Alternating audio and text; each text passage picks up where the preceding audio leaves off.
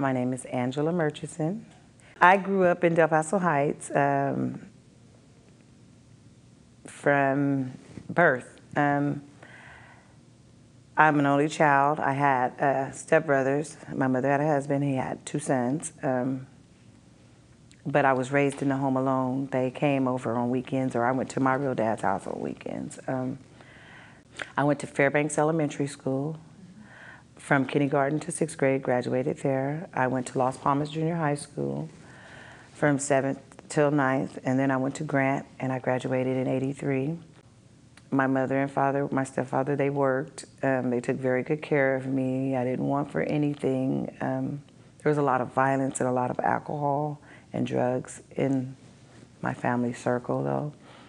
My uncles were in and out of prison. I was molested as a child. I've been to prison 3 times. I've lost my children 3 times. Once was me handing them over to my mother. The second time, my mother had to go get them out the system because of my drug abuse. The third time, my mother was deceased when my kids were removed. So I had to go do it all on my own. I was told by the judge that I wasn't going to get my kids back this time, the attorneys and everybody.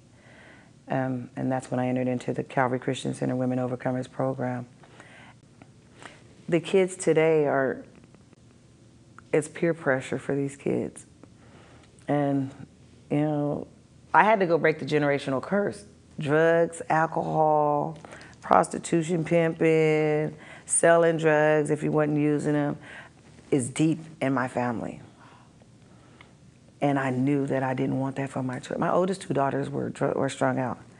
I got clean, and I prayed for them. Instead of trying to go save them, I just prayed for them, and God brought them in.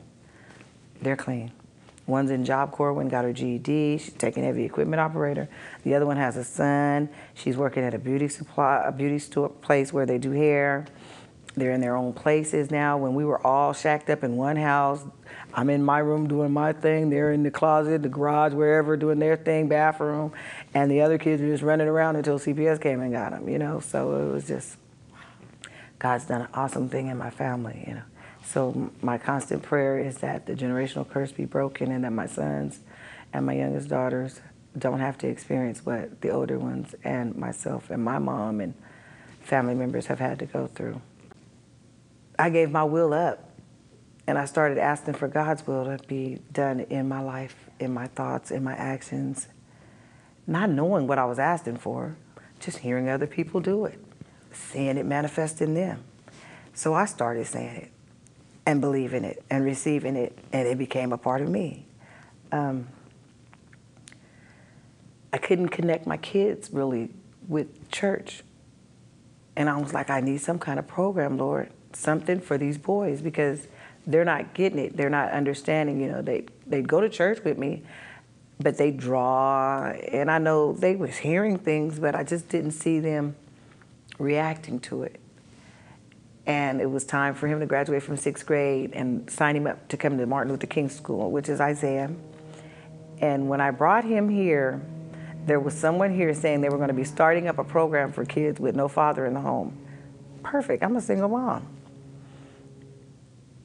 Don't really know what to do with boys. I know I told God that if he gave me my kids back, the things that I had signed them up for and started them in, that if he allowed it to come back around, that I would participate in it this time. Because there was a time when I signed Isaiah up for, you'll see a picture of him, for the Salvation Army.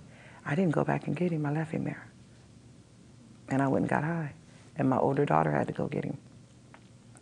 So those kind of promises, you know, just give me another chance. Well, he's been in basketball and football. This is the 3rd year. I haven't missed a practice. I haven't missed a game. It's just an awesome thing what God has done for me and my children.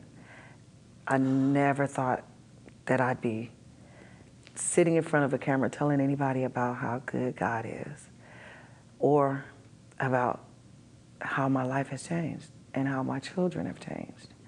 Isaiah was a very angry little boy all his life.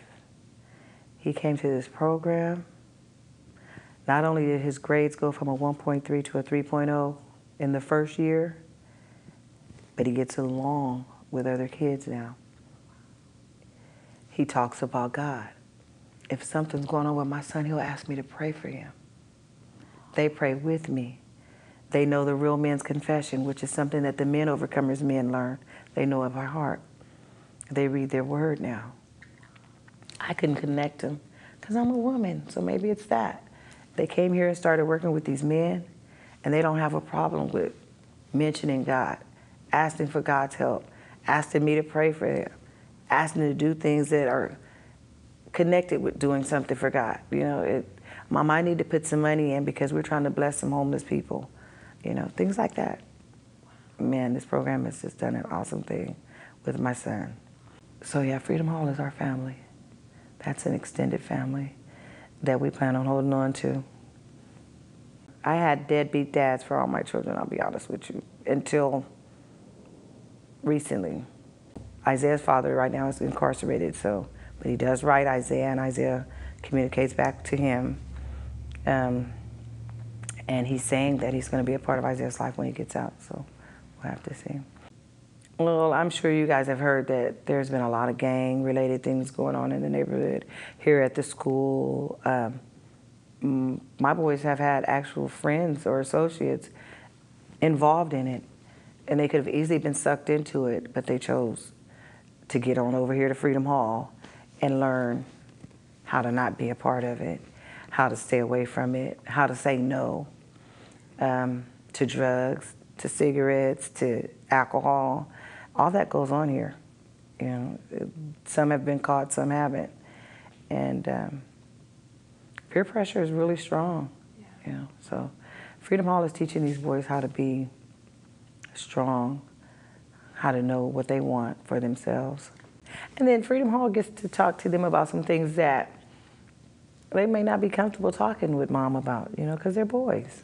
So they get to share with their mentor, you know, what's going on, how they feel, you know, change of life type things. And they shoot the breeze, but me and the girls can't ask him nothing because he'd be like, I'm talking to you about that. I have actually witnessed them work with the boys, take them places. They tutor them, they mentor them. They are very, very highly respected role models. Not only do I respect them, but my boys respect them. Isaiah speaks highly of them. You know, he's always got something nice to say. He's always telling me about what he's learned. I don't know. I can't say that my sons would be non-gang related if it wasn't for Freedom Hall. They have somewhere to go after school. They have a positive something to do after school. There's a lot of kids that just roam the streets and find themselves caught up in stuff that they really didn't even have any intentions of being a part of. Just in the wrong place at the wrong time. Now you're a part of this. There's a lot of families that could use some help. There's a lot of single moms that could use some help.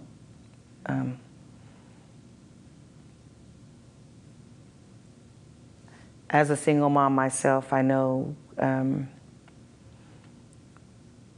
this mentor program has been life-changing for me and my children, and thanks to my learnings as well as what Freedom Hall Shoulder to Shoulder program is teaching them and is doing with them.